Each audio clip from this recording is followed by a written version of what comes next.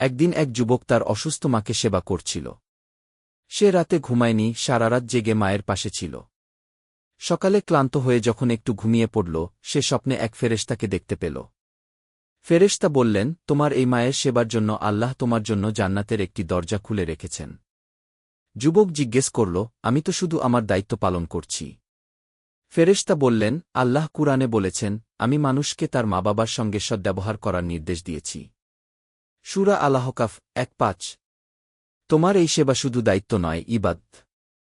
যুবক ঘুম থেকে উঠে আরও আন্তরিকভাবে মায়ের সেবা করতে লাগল, কারণ সে জানে মায়ের খেদমতের মধ্যে লুকিয়ে আছে জান্নাতের চাবি।